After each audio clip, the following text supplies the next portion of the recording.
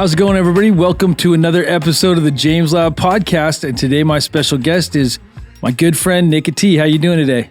I'm feeling blessed, bro. Thank you so much for having me. Yeah, so we go way back, but let's talk about long hair, man. I guess when we first met, we both had long hair. You had dreadlocks. I had long hair. Did have longer hair. Yeah. So, I had dreadlocks down to my ankles, bro. Yeah. 13 years. Yeah, so you coined the term solventless, which I disagreed with back in the day. I was like, solventless Oh, I love water. that you were one of the guys disagreeing. Yeah, I was like, that's the universal solvent. You know, it's like, but, you know, I feel like the interesting thing with language is over time, when you have something that makes sense, if enough people use it, you can change language. It doesn't have to be a specific way, especially if there's purpose, right? And that's pretty much what you did, which is really impressive. You know, from looking back, now I'm like, well, he had a point. It made sense. It's pretty crazy. There were definitely a lot of naysayers, a lot of scientists that came at me. Water's the universal solvent. Yeah. Just, you know, in general, there was a lot of hate with coining a new term and creating a product that people really hadn't seen before. Yeah. But it's pretty cool to see where it's come today. Well, the evolution, you know, you're a pioneer as far as extract. And you took it from, you know, there was just regular bubble hash that was amazing back in the 90s. I remember seeing really good bubble hash. But then I met you maybe around 2010, 2011, something like that. And you took it up a notch to where it was a whole different thing. It wasn't bubble hash. It was bubble hash, but it was like another level of bubble hash.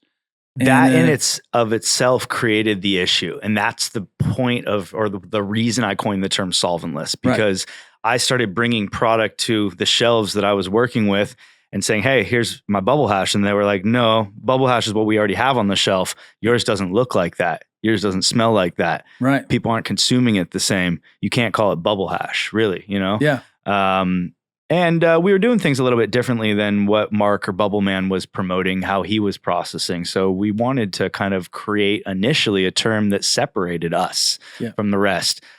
Of course, it caught on, and a lot of people started using that term. And real quickly after wanting to hoard that term for just separation, I realized that I needed to teach people what we were doing in order to really sell the product that I was selling, because people didn't understand it. Right. And in doing so, everyone wanted to jump on that solventless train. Right. So, it's a trip. Yeah. And I mean, you completely changed the landscape for rosin and all these other things. I mean, you paved the way for rosin. It's really impressive. So let's take a step back and talk about, because we're both from California. I'm originally from Oregon, but I grew up in the Bay Area, and you grew up in Northern California originally. So let's talk about cannabis in Northern California and how you got your roots.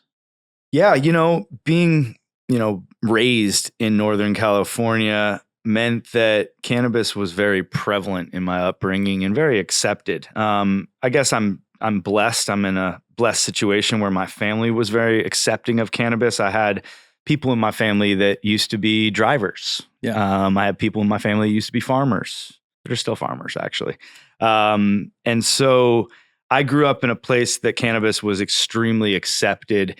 And when I started selling weed, it wasn't something that my family was stoked about by any means, but it wasn't something that they were going to get mad at me for, is what it felt like. I felt like what I was doing was fairly accepted by my family. And that really allowed me to excel in the cannabis space from an early age. Well before regulation, I was definitely selling cannabis. It came to a point where I was bringing in some money and some weed into like the family house. And I was like, this doesn't feel right. So I actually moved out kind of early on and started going to junior college instead of high school early on. And that also opened up more avenues to sell more cannabis, is going to a junior high or junior college when I was 13 years old. So. Right. Big game changer. Yeah. So Essential Extracts did it originally start in Colorado, or it started in Colorado 2012 maybe? A little before that. I was operating in California, and I was DJing and doing some promotional work for True School. And we started something here in Oakland, actually, and had some attention, some unwanted attention. And we were told that California wasn't ready for what I was doing, basically. Go back to Colorado. Oh, I believe it. So that's what we did. We went to Colorado. Colorado was one of the first places that really allowed us to operate. It felt a lot safer than 215. I wanted to sleep at night. I've sold weed my entire life, and I had just recently had a kid, and I wanted to sleep at night. So I came back to Colorado, and we started Essential Extracts actually in 2009. By 2010, it was a licensed entity. Oh, wow. Yeah. That's awesome. Yeah, Colorado is, in some ways, is a lot. I talk about on my show about being a more mature market than California. And I feel like they trust their brands. It's a different market. I would not personally, as far as cultivation, like indoor cultivation, yeah, but like it's tough out there. It's so dry. Washington is the polar opposite. And then you got California, which is like the perfect weather. And I think that perfect is really according to what you're trying to do. And it stems back to historically terroir and hash regions weren't in near the equatorial, but the flower cultivation regions were. So, for me, Colorado is like that dry, cold climate that's perfect for making hash. Yeah. So it might not be the best for, producing flower or drying and curing flower. But as far as hash production, it's one of the best places to make hash in the United States. Totally. So how did you get your start? Because now a lot of kids, they have YouTube and they have a lot of, there's tons of resources. It's endless, and there's so many extract artists. How did you get your start? I know you work with Mila a little bit at a certain point, but really the start came from having a family that was accepting of cannabis. So my start was as a teenager selling weed in the Bay Area. From there, I always wanted it to be on the up and up. I always wanted to sleep at night. I got robbed as a kid. I, had some issues with the law as a kid, and I was tired of that. I wanted to be forefront about what I did. And so I was actually one of the first people to reach out to the DOR and to reach out to them and being like, hey, I want to pay taxes on hashish. I don't want to play around. I want to be licensed. I want to sleep at night. And so I think that's really where the start happened for the regulated community. Is Essential Extracts was one of the very first licensed hash making companies in the United States. Wow. And from there, we had one of the first labs. So I had companies from all over the world, from Microfluid X, who was in the cold brew coffee industry, to other technology industries, brewing industries, coming to us being like, hey, we want to bring our equipment into your lab because it's protected. Yeah. Really. So I think that's a big, reason that we came up early, is we had one of those first license protected laboratories, right, where bigger brands felt comfortable bringing a $250,000 piece of equipment into that lab rather than in the homie's basement or your garage. Right. So let's talk about solventless. What is solventless? For those people that don't know, what is solventless? So initially, the very first term that was coined back in like 2010, and with the help of Paul Token, who was one of the first influencers, one of the first YouTube influencers, if you will. We were hanging out, and I was constantly trying to evolve the technology we were producing to mimic what we were seeing in the hydrocarbon world. So when honey oil first came to the market, butane hash oil, I made it in reality. Let's go back to that. I made it. When it first came to market, I bought a honeybee extractor in the back of High Times, and I was making it on my back porch in Boulder, Colorado, but there was a lot of unknowns. And I loved the color and I loved the consistency, but I didn't know what I was giving to my friends and what I was selling my people.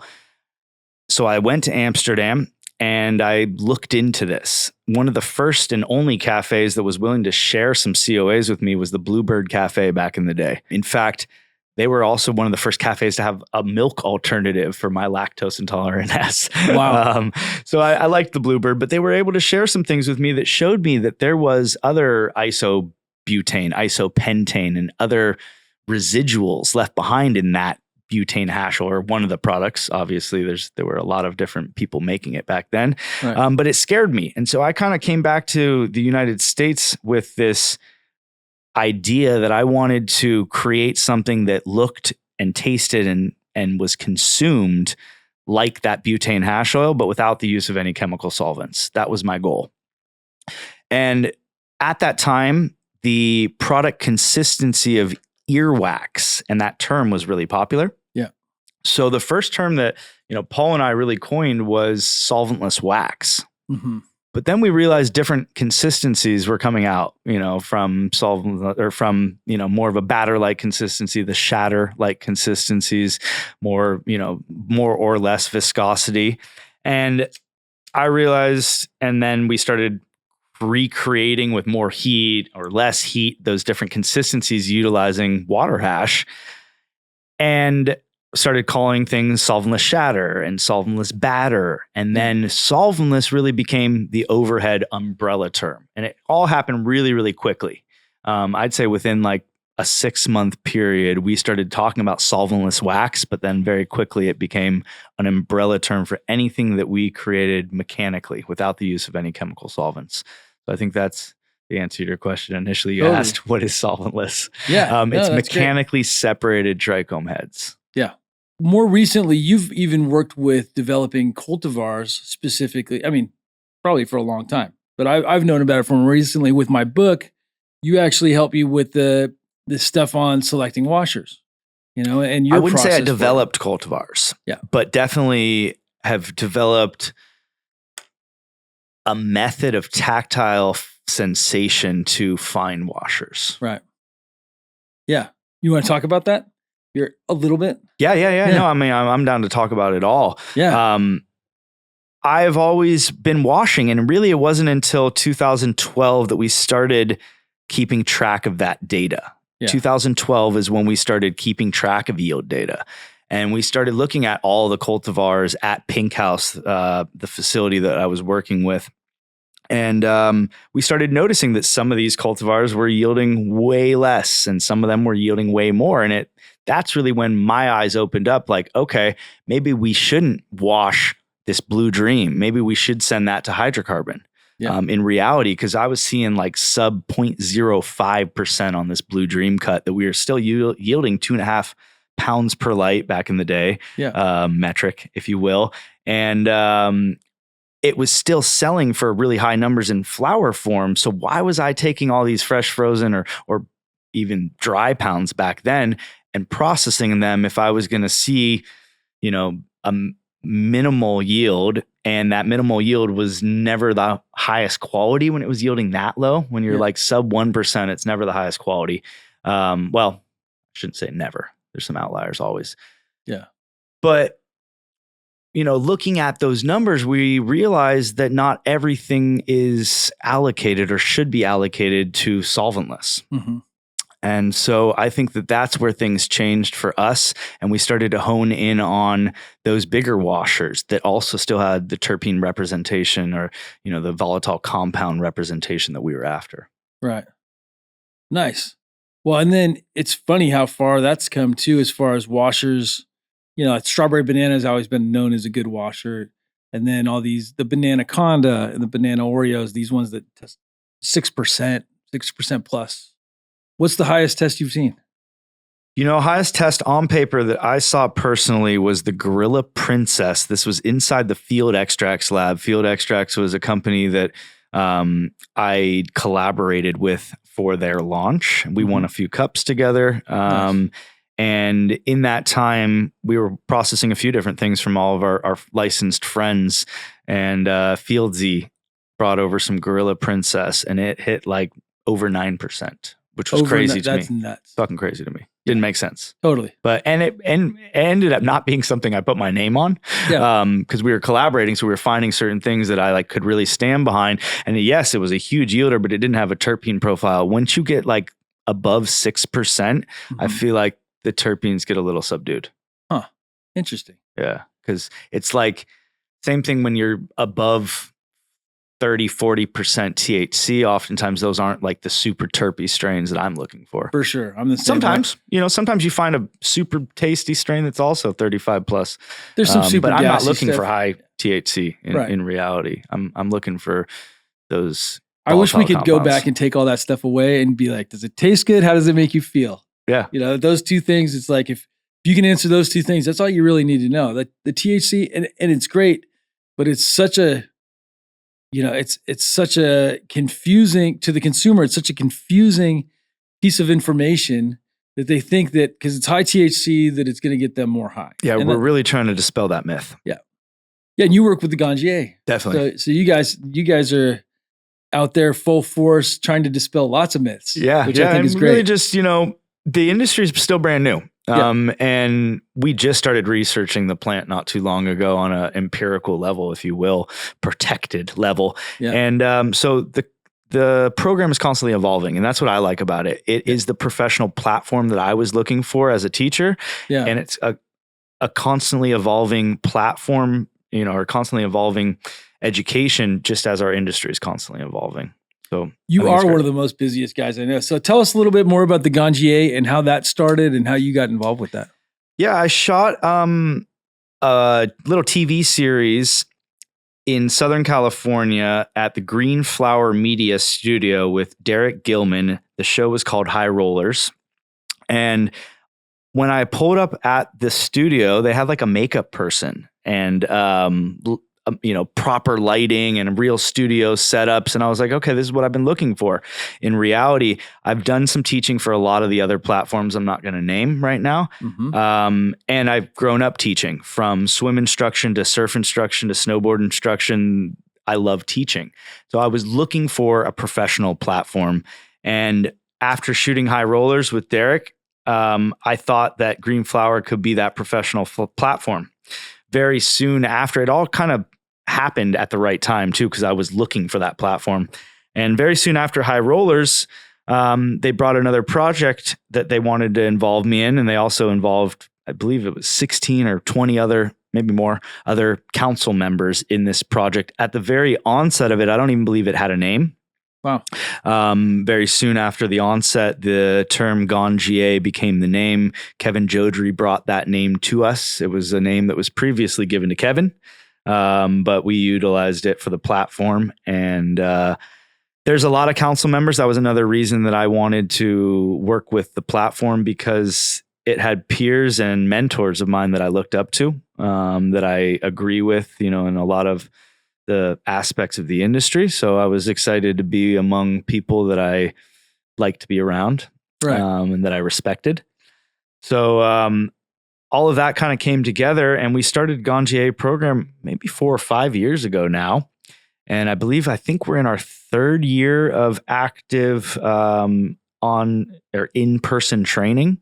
So the Ganjiers do a period where they're doing a bunch of online studies, and that period could be any number of time, depending on how long it takes you to get through it. But the online goes through everything from cultivation to processing to the law to retail.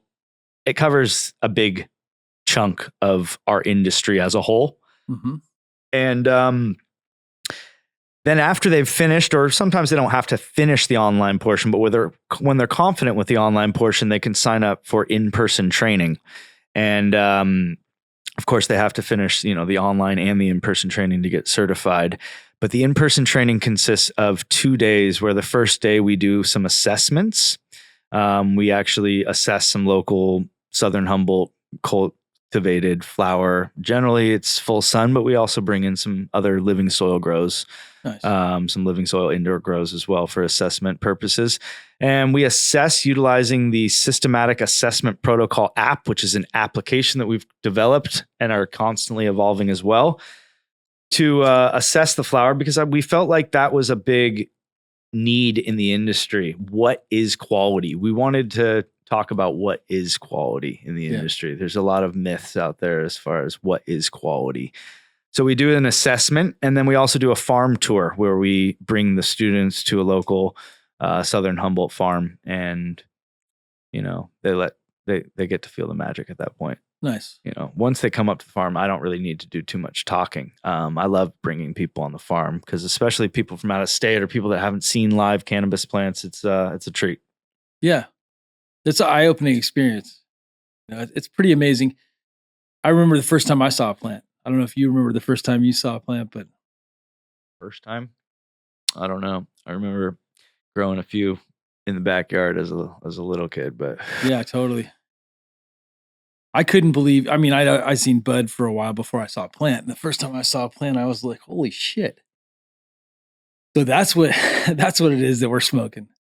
And it's like all these things are becoming lost arts, and there's a lot of people that are out there that have never actually seen a plant growing, just like they've never seen the vegetables growing that they're eating that they're buying from the grocery store. Sad but true. Yeah, yeah, we live in a strange world where there's this big disconnect from how, and I think education can solve a lot of that, but also experience. So We're trying to provide both. Yeah. Yeah. And I'm constantly learning each and every day. It's what keeps me motivated to teach in reality. And that's why this emerging market's so perfect for me, because I'm still motivated after 20 something years of doing this. Yeah. But thank you to the plant for real, because she keeps me going. Yeah. I mean, we're in a really strange time in the industry, but we're definitely, we're in this, especially in the United States, like this consolidation phase again. And so there are people that are suffering and people that are having tough times. But we are in the infancy of an industry that'll be, 100 years from now is going to be a very stable industry and a very different industry in a lot of ways, I think. Yeah, definitely. But even 10 years from now, we should be a little more stabilized. Right now, what's your thought on all the new genetics that are coming out? We have a top 40s list. And it seems like every 3 months there's something new. You're an OG guy though. So like, OG is like a classic hit that'll be around forever. Blue Dream, that's another one. Regardless of how you feel about Blue Dream, I feel like or anybody that's watching, it's a staple that'll always be around. I haven't seen Blue Dream in a minute. I have just recently. Yeah, but it's starting to come back now. Yeah, it's starting to come back now for sure. But it's been a minute. OGs were gone for a while. OGs were like not really in my hard, world. not in your world. Not in my world ever. Yeah, I you can't gave me some function samples. without. In fact, like I actually ran out of my little living soil tent recently, just in the last couple of days here, and I reached out to somebody, and that's actually what I'm smoking is somebody else's living soil OG Skittles cross, and it's fucking amazing. And I'm super blessed to have found this guy because normally I just smoke my weed, and I haven't run out of my weed in a long time, but I've been on tour and some things got a little sidetracked in the garden and had to do a little reset, if you will. Right. And now we're good to go. It just was it was a quick couple month reset that we haven't flowered for, but I smoked up all my flowers in those couple months. Wow. Yeah. There's something special to be said about growing your own flower and smoking your own flower. You know exactly what was put into it, and what you put into it is what you get out of it. And especially effect wise. Definitely. Is that what you love about the living soil the most?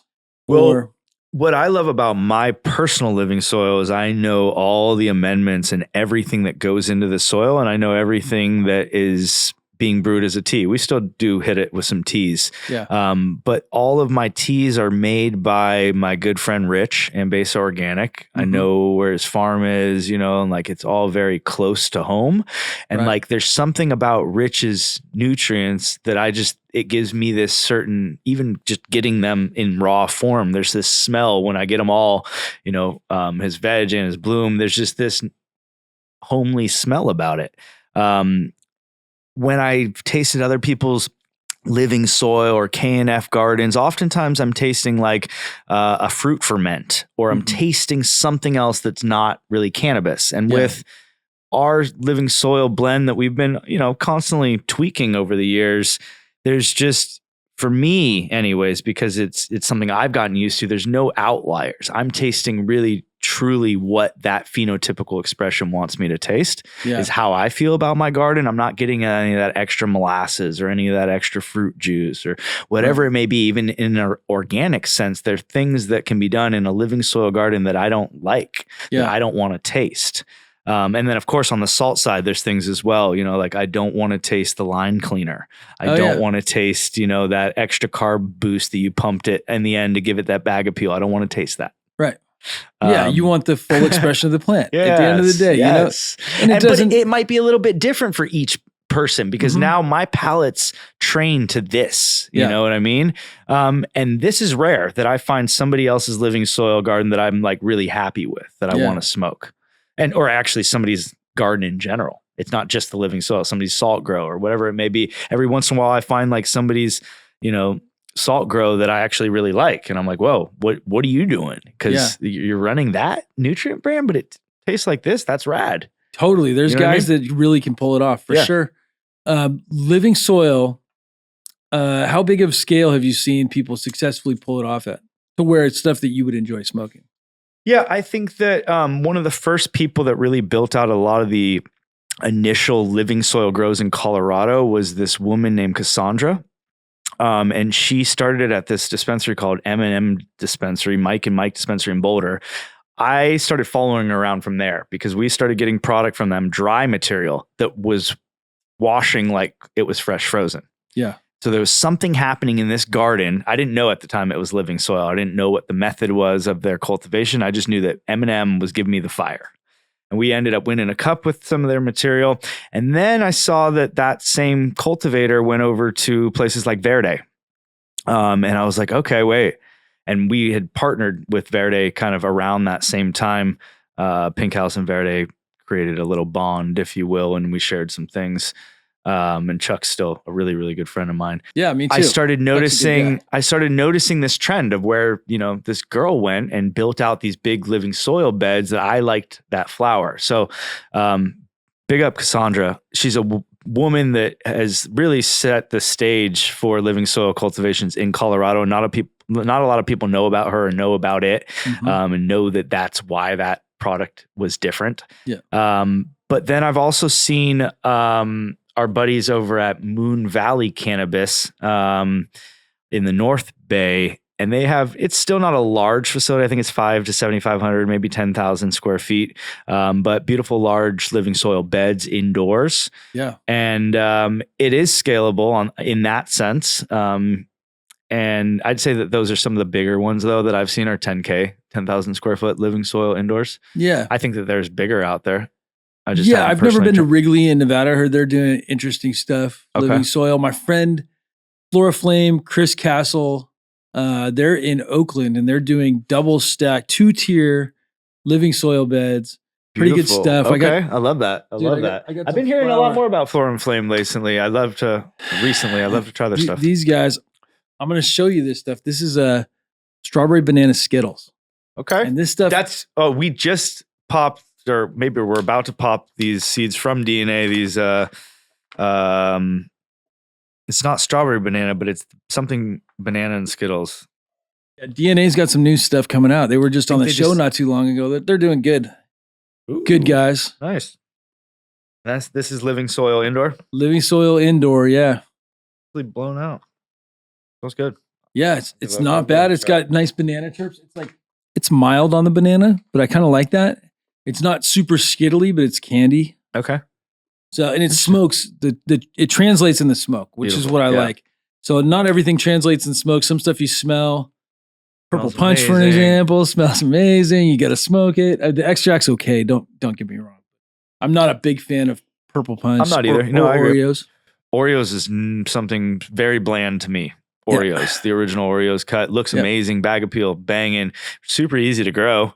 But I do not want to smoke it. Yeah, it's got bag appeal. Definitely got a look to it. And if you couldn't smell it, you'd think it was amazing. White truffles is another one I'm not really fond of personally. Interesting. I really like that Kron's cut of white truffle. I think it has this like petrichor to it that like speaks to me. It has this like sandalwood, eucalyptus petrichor thing that I like. It's like similar to biscotti. I definitely prefer the biscotti terps because it's like that same earthy petrichor gas eucalyptus, but the biscotti also has the cream and the gas. Totally. Well, that's the interesting thing. Sometimes until you try the right cut, you might think something sucks. So maybe I'm one of those people that I've seen that happen so many times in my life where I'm like, oh, it sucks. And then someone shows me the good version of it. And it's like, oh shit, this is what's up.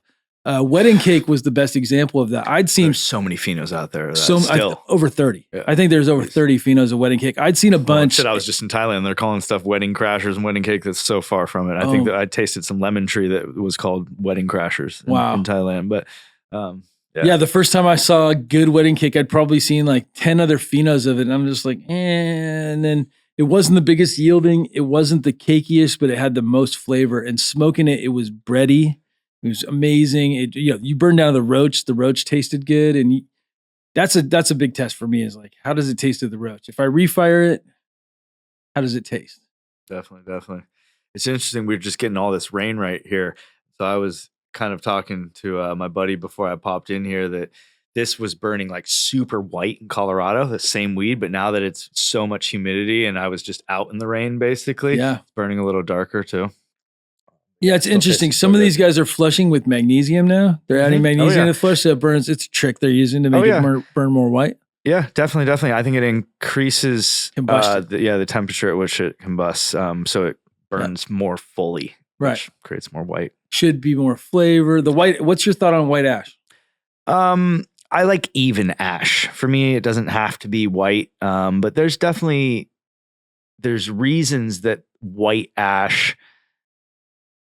I want my weed to fully combust. I don't want there to be any carbon left over. And when cannabis fully combusts, it's generally going to be a little bit lighter in color. Yeah. I think for me, it's a combination of the water content and the combustion. So that combustion is attributed to what micronutrients are left behind and what else is left. So there's a lot of variables to it. Yeah. I'm definitely impressed every time I see all white ash, you know what I mean? Where it looks like a cigarette or a cigar. Yeah. But a lot of that has to do with the perfect cure too. But I've had all white ash where it just tastes so bland. Me too. And I'm like, I don't care. I don't care that it burns that clean if it tastes like the paper I'm smoking. Yeah, I was getting some stuff from Grass Valley, in fact, this year that like it had the blackest of ash, but it tasted so good and I just want to keep smoking it. Yep. It's greenhouse, good stuff. And if it burns even and that darker colored ash is actually fully combusting and it's not leaving a lot of that super hard carbon behind, I'm okay with it. But if it's leaving a lot of carbon behind, generally, even if it tastes good, I don't want to smoke it. Yeah. It's interesting. I just recently tried some more freeze-dried flower. I've had freeze-dried flower in the past, but this new batch of freeze-dried flower, it looked amazing, smelled amazing. But when I went to burn it, it wasn't like the color of the ash was bothering me. It wasn't satisfying. It was such a light feeling that I wasn't getting the full smoke satisfaction that I wanted. The freeze-dried weed trips me out. Ed Rosenthal's been pushing it for years. And these guys, I wanted to come on the show and I wanted to do a side-by-side because they claim it's, higher terpenes, higher cannabinoids. And, it looks weird though. It's like astronaut ice cream, but with weed. And I think if you will get some of those if you remove 100% of the water, but I think it's also going to be a balance of not wanting to remove 100% of the water. Sure. And finding like a middle ground, if you will. Well, and somebody out there watching is going to fine tune it and they're going to give me some weed at Spanibus or one of these events that I'm going to. I think Cash Tree Mason's freeze-dried flower is some of the best freeze-dried flower I've had. So I've had freeze-dried flower that smokes proper. That's what I want. I have yet to try some. Yeah, it costs a lot of money. Yeah, it should. I mean, things that are good, but that are you should try some of that. Nice. But yeah, you should try. You should try some of Cash's freeze dried flower because I thought it was actually good. And I've had some that is not as. When I think the concept is great. So at the end of the day, I think the concept is really good. I mean, I like freeze dryers, and and to be able to control it. If you can control it down to, below 1%, 1/10%. And you can control the moisture and all these things. I think that the science is there. That it's hard to argue with science. I have yet to try it, and as soon as I do, I'll be a big proponent of it. But until I do, I'm gonna be like, well, the stuff Ed gave me at his house wasn't really great. Yeah, so, there's some variables to the freeze drying process in all aspects in the hash world for us. Yeah, and in freeze drying flower for sure. Nice. So in 2014, we did a dabadoo with Dougie and Mila. San Francisco. We need to do another one next year, but let's talk about Dabadoo a little bit. You got involved with me and Mila. So when did you start hanging out and with Mila? I believe I first met Mila in early 2000s, 2004, probably at the latest. But I feel like I had gone previous to that trip in 2004, but the most memorable trip for me was 2004 when I got a washing machine from Mila. We actually put one of these big, I believe it was like a Swedish or a press from Switzerland. It was like these big hand presses and they were 100% stainless. There were tons of knockoffs in the United States at the time, but they were all aluminum. Yeah. And if you used one of those aluminum knockoffs you bought at the head shop, they looked really fancy. They came in a nice velvet box and everything. But after the first or second time, you'd start shaving aluminum into your hash. So real soon after, we saw these knockoffs come to the States, I was like, I need the real one. And Mila was selling these real presses. So I put it inside of a washer machine I bought from Mila. We ended up shipping it back. When it landed, the washer machine was busted because the press was so heavy, it busted out the plexiglass. Oh, man. I ended up fixing it with some boat epoxy, and I still have that washer machine. But yeah, that same year is when I bought those papaya seeds from Mila that have made a huge wave in the United States. Yeah. That papaya has gone everywhere. Yeah. And it's really cool to see people latch onto that one. It's a big extract strain for sure. Yeah. But yeah, that year is when I got those seeds from Mila via Nirvana. But yeah, Mila, that's when I started hanging out with Mila's in those early 2000s days. I first traveled to Amsterdam, and I was told that I need to find Mila Jansen, the hash queen. And I was like, okay, you know, I was a hash guy already. Right. And so people are like, you need to meet this woman, you know? And multiple people told me that I would like go down the path of trying to find these mammoth tusk crutches. So I use these crutches. Yeah, you use those big long crutches. And I found these mammoth tusks. So big up Petey and the mammoth tusks. Later on in life, I found out who actually was making these and became friends with him. Which was crazy. But there was a point where I was trying to track down as many of them as I could find. It's an extinct animal, so it's a rare item. I wanted these mammoth tusk crutches, and I heard that Mila had a lot of them for sale. So that's really kind of what brought me initially to Mila's warehouse, and where my eyes opened up to a whole wall of hash from around the world that her fans had made her with using her equipment. Right. You've got like this wall with like letters and Ziploc bags and like little pieces of hash taped on the wall and stuff. I ended up just picking Mila's brain those trips because there wasn't a lot about hashish and how to make it written down. There were forums popping up and people were talking about it, but there really wasn't a lot of books about hashish. So you had to kind of go study. And Mila was one of those people that I wanted to study under. So I would go to her shop, her warehouse, where she would sell the pollinator and the bags and all of that. And I would just basically sit down with her and bug her and ask her question after question after question. And she was out smoking me. And still does to this day. Totally. But like, I remember her smoking like 5 spliffs to every one of mine. I was like trying to keep up and like coughing up a lung. And here's this woman that was a little older than me is just chiefing, and she's just rolling up one after another. And very patient. She's very patient. Yeah. And she was patient with me then. And, yeah. And now still to this day, Mila's traveling just as much as me, if not more. And I thought I did a lot of road. Mila's totally. She rocks it out. Crushing. Yeah. Fucking love that woman. Yeah, she's amazing. Yeah, she's super rare. You just don't find people like that. No, she's like, yeah, she's been so impactful to so many of our lives. Dude, there's so many of us that she's touched and, you know, really, really made a difference in our lives. Yeah. So. Yeah, much love, Mila. Yeah, it was great. She stayed at my house with when she was here for the awards. She got the Lifetime Achievement Award, and so she stayed with us for a week. Nice. It was great. 2014, we went out on the bay in a sailboat and almost died. So that crazy story. Oh, whoa. She tells the story good too. So yeah, the captain was drunk and the winds kicked up. And you know how in the bay, when the winds kick up, it's like, it was like being on the ocean. Be out there, yeah. Yeah, you don't want to be out there. So we were trying to get back and we went into a boat. We collided with another boat. We were fine. Whoa. But it was pretty scary. Whoa. You know, and we were all smoking weed, and then we got the guys drinking, and it was it was an adventure. A little hairy on the bay. All right. Yeah. So good stuff. I've been blessed to get out on the bay on calm days and bring in some halibut. Yeah, it's so nice. So nice still. I used to work on a fishing boat a long time ago. We used to go out to the Farallon Islands and go out in the bay. You know, there's so many different types of fish and cool stuff to see.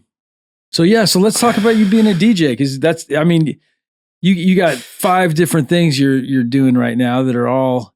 In this day and age, you've got to do it all. Yeah. I feel like for me anyways, to survive, I can't just judge an event. You know, it's hard for the organizers to pay me just to judge. So I'm oftentimes wanting to couple my DJing or, you know, having a console on the ground wherever I'm traveling set up, or a class, or hosting an event. Right. I really like to do a lot.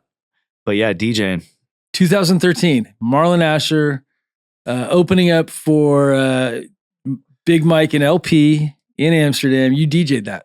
That was a good one. Yeah, that was fun. I took dabs on stage. That was pretty crazy. That was fun. Yeah.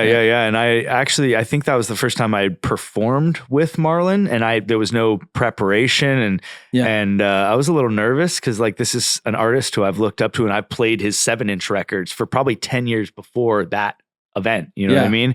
So it was a trip to get Marlon's, TV tracks, or to get his tracks sent to me, and then for me to plug them up and just perform them without even listening to them in front of 3,000 people. It was great. That was nuts. I think it was great. I mean, I had a good time. Afterwards, I was still like, "Hey, did I do okay?" He's like, "Bro, we crushed it." It was great. Like, all right. It was a good event for sure. Yeah, those old high times. Like there's an interesting group of us. They're not interesting, but they're good group of people that went to all the high times events. You were one of them, Alfred.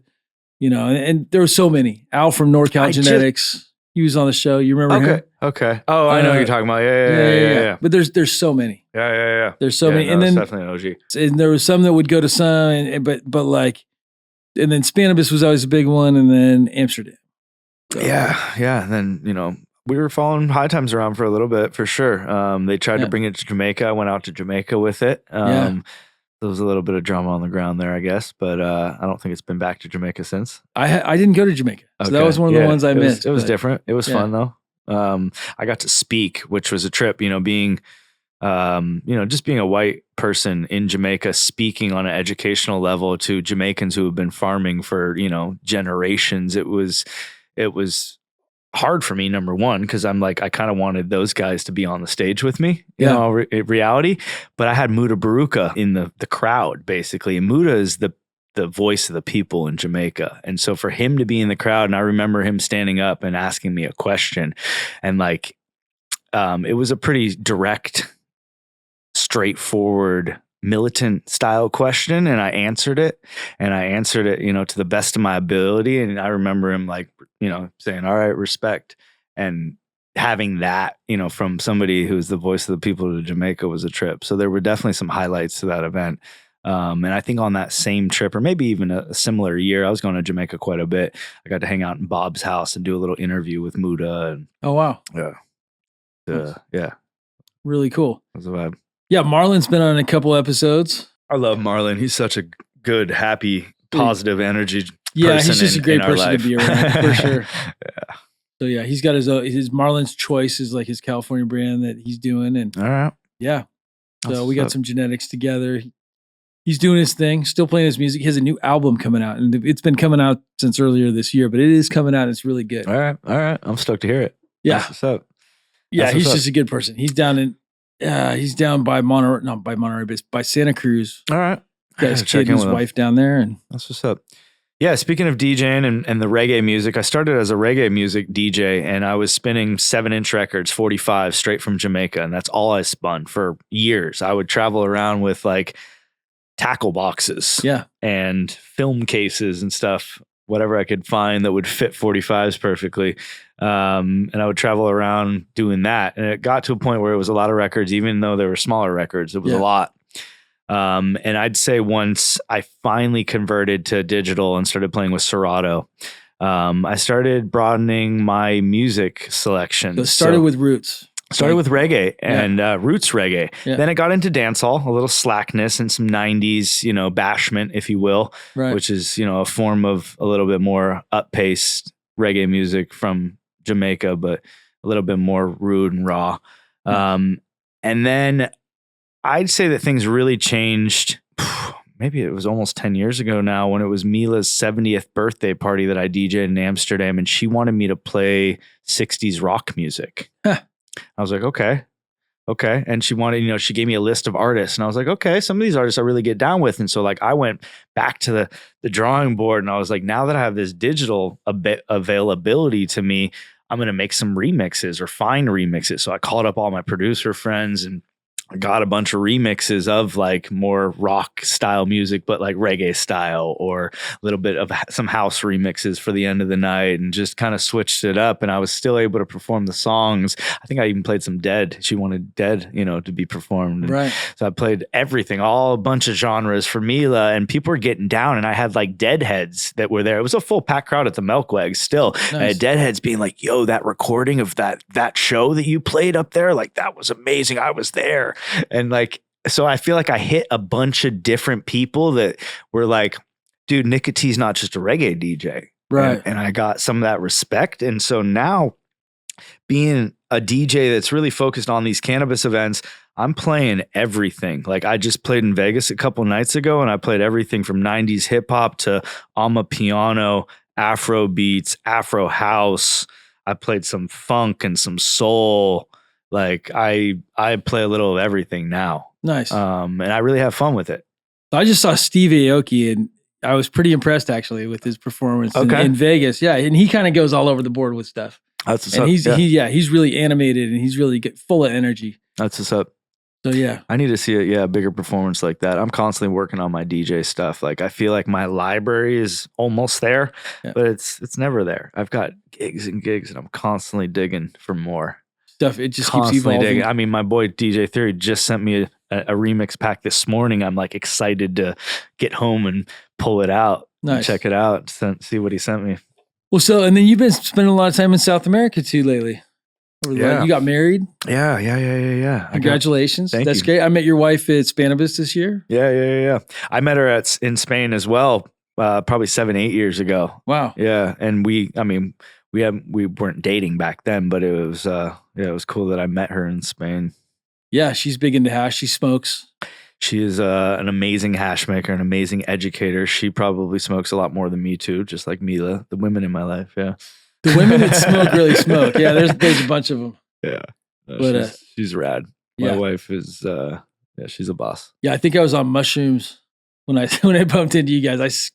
I surprised myself too. We were at Strain Hunters Club, and it's dark there. And so everything was kind of trippy. You dropped me some fire. I was smoking good thanks to James Loud out in Barcelona. Thank you. Yeah, there's some good weed out there. In fact, some of my friends are growing really fucking amazing weed in Spain. Everywhere though. Mexico. My friends in Mexico are crushing it. It's like even just in Thailand where I was at, I smoked really, really proper. Yeah. That's awesome. Especially when they're growing it there. Oh yeah. No, I didn't smoke any import while I was in Thailand. That was my goal. I didn't want to smoke what I can already smoke at home. Totally. But yeah, I got to tour some amazing facilities out there and smoke a bunch of really good local stuff. It might not have been labeled right or sure. But yeah. Did you see any good land race stuff in Thailand? They call things land race that I don't think was land race. Yeah. There's been a lot of inbreeding. Yeah. There's been a lot of inbreeding. I did not personally. I know that exists, but I think that, even, it's funny, you travel all around the world and like you get people saying, hey, this is the land race. And I smell things and I'm like, nope, a lot of that came from Amsterdam. Yeah. Sorry. But like back in the day, right. And you might have had it for a long, long time, but no, I'm smelling terpinolene in there. Dutch. I'm smelling, yeah, whatever it may be. Yeah, totally. Yeah. Nope. Sorry. Some White Widow. But yeah, that terpinolene limonene, it's like, it's all over with stuff. It's funny because you might even get that from crossing stuff that doesn't have it. It'll come out surprise that it's there, Yep. So F4, all of a sudden we have some random occurrence. Yeah, I see that with where do you think that came from? That terpene? I would say it came from Colombian too, but like you also get it in African genetics. I mean, there's some in there, but like the Colombian, I think it's extremely dominant with the Colombian stuff. I think it's like naturally when you're in those extreme environments like those desert-like environments, that terpinolene really helps protect the plant almost. So it's like a protective measure. Yeah.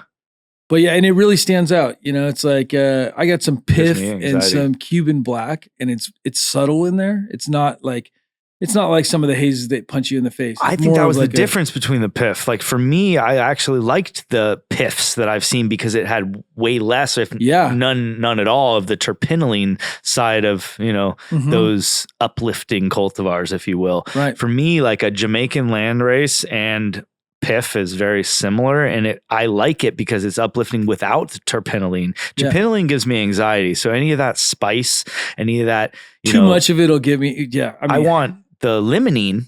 Yeah. But terpinolene, anything with the citrus and the spice, to me just gives me a little bit too racy in my own head. And I'm blessed these days to really only smoke what I want to smoke these days and know what I'm looking for, know how it affects me. I like it sometimes. I like that racy feeling sometimes where you're like, am I going to be okay? Because I'm so high. I have some strains that have like, similar terpene representations as like a piff or a landrace Jamaican that don't have that terpinolene, and those still make me racy, but I would prefer that style of racy. Any tinge of terpinolene for some reason just sends me over the edge. Thinking about it, talking about it, it's making me a little anxious, bro. It does. It'll do that. Yeah. You start talking about it, you're like, heartbeat goes up about 10 beats per minute. Yeah. It's funny. I really like lamb's bread, and Jamaican genetics are pretty amazing. I mean, I'm sure the genetic layout has changed quite a bit with all the moves towards legalization that's happened down there, and guys coming from Canada and the United States and everything else. But some of those old Jamaican varieties are amazing. So hard to find the true ones because Jamaicans love to breed. Yeah. Right. Yeah. I mean, but even like Sonny Chiba, Shane, he's got a lamb's bread cross that's like a dead ringer for that musky lamb's bread turd. I'd love to try it. Yeah, it's really good. That's so. Yeah, Jamaica's a fun place for sure. I always bring it back to that. It's just because, like, for me, that Jamaican land race is like what I want if it's a land race, because I feel like it's got a little bit more depth to it. Some of these like very stringy land races that just are almost unsmokable unless you're like picking each individual. You get like 4-inch bracts in the back. They're like that thin. Yeah, you can roll it up in that. Yeah, it's pretty cool though. All these different varieties from all over, how they're contributing. I guess it can go back to about 6 different varieties for what we have in the United States. Pretty much 6 different regions contributed to all of the genetics that we're smoking today. Yeah, makes sense. So, but yeah, I like landrace stuff. I'm curious about landrace stuff more than anything. Like even if it tastes harsh or it's not grown correctly, I'm still curious about these flavors. Yeah. So, and I feel like diversity is the ticket. Like we've inbred this stuff so much that we have problems like hop latent viroid. And we have weak plants. We have weak genetics compared to what we could have. And genetic diversity is the key, but it's like the right kind of genetic diversity that people will appreciate. I think Durban's good. I mean, there's a lot of Durban and stuff already. I've started really collecting a lot of those old school genetics and like housed them again, from the UK cheese that we just kind of got recently. Yeah. Thank you, good old Zini. I've kept all these OGs, and recently my best friend and breeder, who's also kept, I'd say 75% of these OGs for us as a family over the last couple decades here. He just recently moved to the East Coast, and before he moved, I wanted to make sure I grabbed like all of the other little ones that we hadn't had in just under our roof. So yeah, I feel like I've gotten back most of the things that I really wanted to keep from back in the day. So I've got the Ghost OG, I've got the SFV, the Triangle. There's a few others. You gave me samples of them. They're all really good. They were all good. All those samples you gave me some blueberry as well, I think. The blueberry's different. It's got this tinge of spice, not a terpinolene spice, but like a little bit of almost like a Blue Dream spice to me. That's not the DJ Sharp blueberry. That's a different. It was given to me as the 1992 or the 92 blueberry. Maybe the Oregon blueberry. Yeah. I really don't know. It was given to me by Bike, Get Seeds here or Get Seeds right here. Good friend of mine who I've worked with for years and years and years, and just been, friends with for years. He just keeps passing me interesting cuts. He's like, yo, you just need to grow this out and then like, let me know what you think. Nice. And at first I was hoping that it was like this original blueberry that we used to grow back in like the late 90s, early 2000s in Boulder. Yeah. Was it a sativa? No. So we had a sativa from Oregon. Okay. No, this was way more like big, super fat leaf, huge colas. Yeah. I don't know if what we were growing back in Boulder, Colorado was DJ Short's blueberry, whatever it was blueberry smelling and just huge colas. Yeah. We were also growing it aeroponically. And it so was there a shorter plant with wide leaves. Yeah. Yeah, I think DJ's was his is a shorter plant, wide leaves, and it's changed over the years because he's done so many generations too. But that original blueberry is what I thought Bike was giving me, but when we flowered it out, I was like, oh no, this is different. But I'm not mad at it because that original blueberry never really made good water hash for us. The one that Bike gave me hits 4% and does pretty good. So tastes good in a joint too. For me, that one, like I've kept it now as like a washer instead of what it was supposed to be, what I was looking for, these big holes. And the weight isn't bad on her either on the flower side, but she washes okay. Nice. And the blue essence carries through, but it's like this spicy blue. It's not exactly what I'm looking for, but it's something cool to have in the catalog. Yeah. Yeah, the OGs, man. We just got this Crippy cut that it's like a sativa OG. Okay. So real thin leaves. Crippy sativa. Yeah, that reminds me of something we're seeing like down in Colombia. It's real interesting because it has that pine cone bud shape where the buds are like pine cones, bad node spacing, sativa leaves, very, wants to flop over, needs support. But man, it's gassier than gas. But it's not really, it's almost OG gas, but it's like how OG, for me, it's like how OG gas was back in the 90s, which I haven't seen in a while. All right. Yeah. So what's your favorite new genetic that's popping off? New. In the last year. I like the direction of like the RS11 and some of those things. Yeah. I still do like smoking candy flavor things, even though I'm an OG head and that's what I need for like the high side of things. There's some of these new flavors that I really do enjoy. I like, rainbow sherbet, runts, all of the crosses in between. You grow a rainbow sherbet, one of them, right? You grow the 54, the 17 or something like that? It's this cross that was given to me by this guy, OG Flary. He really didn't know the original origins, just to break it down. He gave me an idea of what was in the garden, what he thinks pollinated it, and I kind of came to conclusions in reality. So we really don't know what's in that.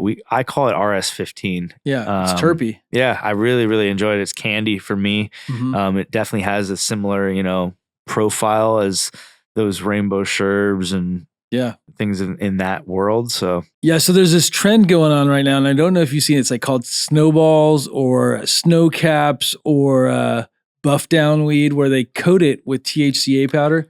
They're saying that it's like, I haven't even seen this. It smells fake. It looks like a flocked Christmas tree. I feel this like stuff's pretty wild. The oversaturation has really like tanked the flower price all around the world. And so people are doing all kinds of weird things. And that's also why I'm just smoking my own flower right now. You got some sprinkles. I don't sell flower. I don't really buy flower. I just smoke. This is the first thing I've bought in a minute. Wow. Yeah. Well, it's like when you grow it correctly. Yeah, that's all you need. You just need the plant. And for me, I like the flower. I do like extract too. I like rosin. I like rosin hits. I like micro dabs. Yeah, I want terpy rosin dabs for sure. I still enjoy a spliff and just the art of of rolling it. Yeah.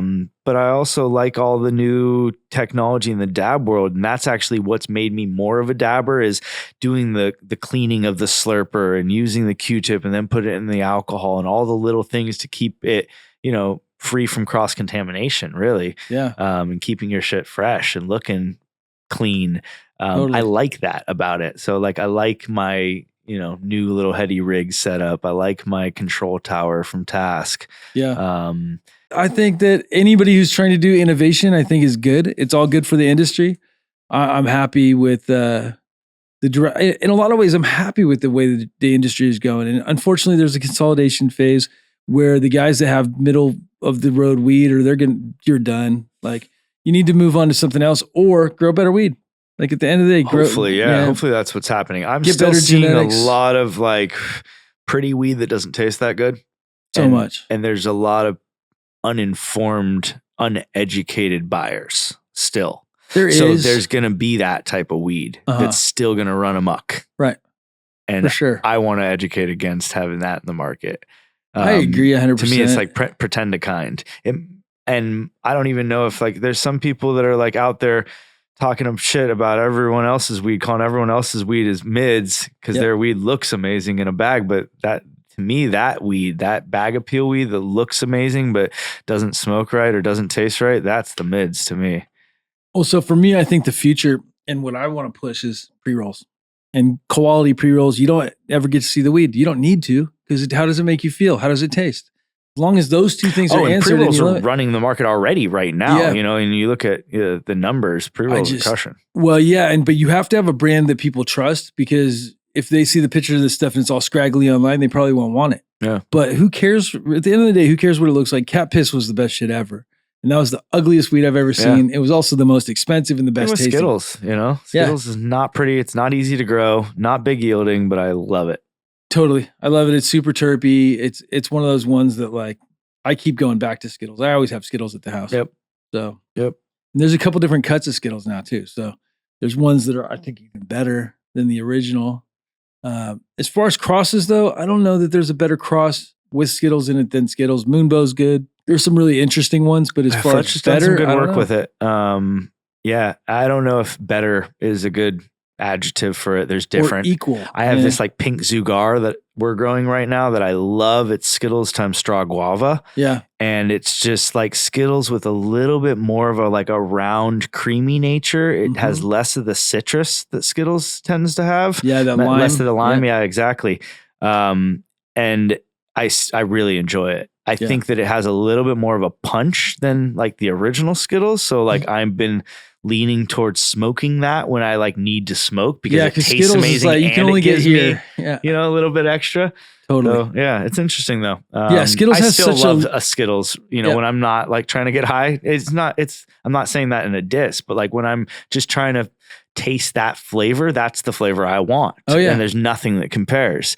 But when I need a little bit of extra something to get me through that day or whatever it may be, the situation, some of the crosses have been viable. Yes, Skittles gets you here. It has a ceiling. Yep. You can only get here. Yep. You don't break through the ceiling. The more you smoke, love it. you just, I'm not saying it as like a... It's a flavor thing for sure. It's flavor. It's amazing flavor. You know, it's like Zootopia. There's this new cut, Zootopia. I don't know who bred it, but it's amazing. It's super terpy. All right. There's a couple crosses out there. I'm a huge Moonbow fan too, though. That shit is... Yeah, Fletcher's crushed it with his crosses. Yeah. That's what I'm smoking right now. What I just finished was not Moonbow, but it was Face Off OG times Z. Yeah. What is that? We were just talking about that last night. I don't know. I need Fletcher to answer the actual question, because I'll speculate for days, but yeah, there's some good crosses out there for sure. So, and I'm excited to see where it goes. I can't wait till it goes back towards gas and sour. I mean, I know it's coming. It's got to come. I can't keep my OGs now. That's also why I don't have any right now, because I finally started talking, you know, and was like, hey, I actually do have all these things still. Right. And people were like, wait, what? And then people pulled up on me and I don't have any more flower to smoke. When your stuff is clean and it's still gassy. Because I wanted to share it with everyone. I was like, oh, wait, like, yeah, no, I actually have the Ghost. Here, try it. Totally. You know, I've got this. Try it, please. And then now I don't have any more. What's your favorite OG out of all of them? Ghost. Ghost, yeah. It's the classic. Ghost is like the original OG with Josh D. Ghost is all the same cut. There's, I think, a lot of the cuts that are named certain things are probably the same, but this Ghost compared to the SFV that I have just has a little bit, it grows almost identical. The buds almost look identical, almost smell identical, but the Ghost just has a little bit more of this rich anise to it compared to the SFV. As far as the flavor, a little more earthy, just a little bit more of the anise, or I don't know what it is. Less of tennis but balls, big chunky buds on both. Yeah, they still look the same. And then the feeling on the Ghost is way different than the SFV, even though everything else is the same. You know, in our garden, because SFV was a little more piney and a little more earthy. I think the flavor wise is almost identical on the two cuts that I have, anyways. But the Ghost just gives me this narcotic feeling. Wow, just narcotic, and it makes me eat. So like for any cancer patients or people that are lacking appetite, I give them Ghost or Ghost edibles or Ghost something. That's like what I saved that strain for. It saved a lot of people in my family and a lot of people in my life, you know? And that's one of those ones you can smoke in the morning, afternoon, evening, right before you go to bed. And not for everyone, but not for everybody, but it will get you high every time you smoke it. Every single time for forever. 15 years or whatever, how long I've been running it or smoking it. Scott Reach, Rare Dankness, is the first guy that gave me the Ghost and the SFV, and he would sell me the flowers, right? Yeah. 1 week, Scott would give me 2 ounces of Ghost. Right. The next week, Scott would give me 2 ounces of SFV, and I would notice my moods were different. Huh. Like the flower tasted the same, but I would notice my moods were different when I was like smoking on Ghost for a week compared to smoking on SFV. And then eventually I got those exact cuts. So Scott gave me the SFV. Thank you, Scott. And later down the line, I always wanted the Ghost. Scott wouldn't give it to me. Later down the line, Rich, who was partners with Scott, gave me, sorry, Scott, but Rich gave, and Rich gave me the Ghost. You ever smoked the Star Killer from Scott? Yeah. That shit's fire. Yeah. But it's not like real OG to me. If it's an OG cross, it's just an like OG you were cross, saying about, you know, these hybridized things, I don't like OG if it's a cross. Huh. I only want the clone only. If I'm going to smoke gas, I actually can't smoke sour really or chem anymore. Yeah. I only want clone only OG. Yeah, the I really sour like and the chem effect. just doesn't give me the same effect. I need my Ghost OG. Like, right. Fucking weird. I need it. No, and I feel like the Star Killer has an amazing effect, and it's a long effect. I feel like it's longer than the typical. Yeah, I'd agree. But it's a little more uplifting. It's a little more racy. For me, I can't do it. I need the Ghost. I need my clone only. So you don't like Ghost Strain Haze then, I guess? No. There was one pheno that we'd like to wash because it was super rare that anything with terpinolene would actually wash. But we had this Ghost Strain Haze that smelled and tasted like lemon lime, like Sprite. Yeah. I think we called it the Sprite pheno. And it would wash. So that I like. And I liked that it didn't really have too much terpinolene. It had just enough to give it the Sprite sensation or that flavor, but not taste like terpinolene. It was more on the limonene side of things. Right. Yeah. So where do you see the industry going in the next 5 years? A lot of directions. Yeah. I think technology is going to prevail, automation. I think that a lot of these larger scale, you know, equipment companies are going to be doing well. There's going to be less manual because it costs a lot to put your hands on things. Every touching point costs a lot. So if we can eliminate those touching points, you're going to save your company a lot of money. It's unfortunate. I'm very craft oriented and hands on, but I think that's where the future is going. If they're going to be cutting us, you know, little guys out, things like that will prevail. Yeah. Yeah, it's a trip. I mean, even with breeding, the tools we have now for breeding, it's a game changer. And genomics, marker-driven breeding. I mean, it's all going to change the industry drastically in some ways. So especially getting from point A to point Z, being able to skip. You know, skip multiple steps, speed up the process. Brands and money will always control everything. Yeah. Like no matter what we're doing, like that's what's gonna take over. So you just gotta stick with the quality. At the end of the day, it's all about, for me, it's all about quality. Yeah. Like having the best product, because for sure, you have a better product, then you have a leg up on other people. So yeah, no, I'm blessed to stay smoking my own little living soil grow. Totally. And finding some homies that also have living soil grows that don't add too much sweetener or this or that. Right. You know? Yeah. Keeping it real with the living soil. Yeah. Yeah. So if you could go back to the younger Nikka T that was in the industry for maybe 2 years, and you had one piece of advice. Trust your instinct. Oh shit. That was for me. That was just like my natural. Yeah. Yeah. Trust your instinct. But also take initiative. This industry is still emerging. It's still brand new in a lot of places throughout the world. So take initiative, be creative. Yeah. Because I think just our world in general right now is so opened up for the creative. You can, you know, go viral with one post type of situation and just look at that on a big scale. Be creative in the space and find your own passion too. So like, finding something that's different, that you're passionate about could change game for our industry and for the world. Yeah, I feel like if you have drive and determination, there's a lot of people that don't. So if you do, you can do anything. Like if you do anything that you're, you know, especially anything that you're passionate about. If you're passionate about it and you got the drive and determination, you can conquer whatever that is. You know, and you can be a force in that, whether you want to do cultivation, genetics, there's so many different things. when we started in the industry, when it was the gray market, the black market, whatever you want to call it, the legacy market, you had to do everything. You had to be the grower. You had to be the construction guy. You had to be the extract artist. I mean, I did all that Graphic stuff. designer, packaging, everything. all of it. Yeah. I mean, I was one of the first guys in my group of friends that had like packaging on my flower, and I had some blueberry back then. I made labels for it. I think I still have one. And that was in like the early 2000s. Yeah. So, but you had to do everything. Now you can be a specialist. You can be a perfectionist in one study. So whether you want to do genetics or you want to do extract and you want to, you do a lot of stuff.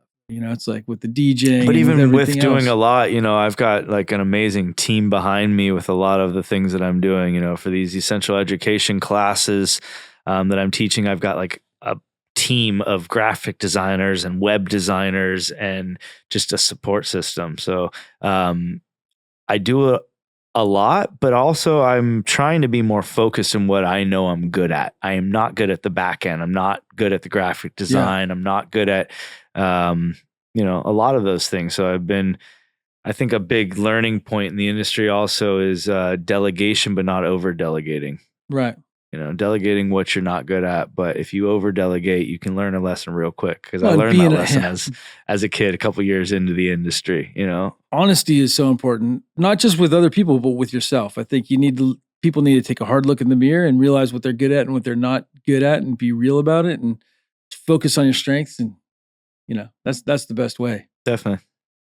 And constantly evolve, constantly pivot, because in this industry and in this world, if you're stagnant, if you stuck with one thing, you're going to get ran over. Yeah. And you're in the past. Yeah. So I think that's another reason I'm blessed to still be here, is I've constantly pivoted as the industry has evolved. Yeah. And there's nothing wrong with reinventing yourself or whatever. I mean, I've seen multiple people. Dougie is the best example of that. Dougie is someone who has reinvented himself several times since I've known him, and freaking comes out on top every time and crushes.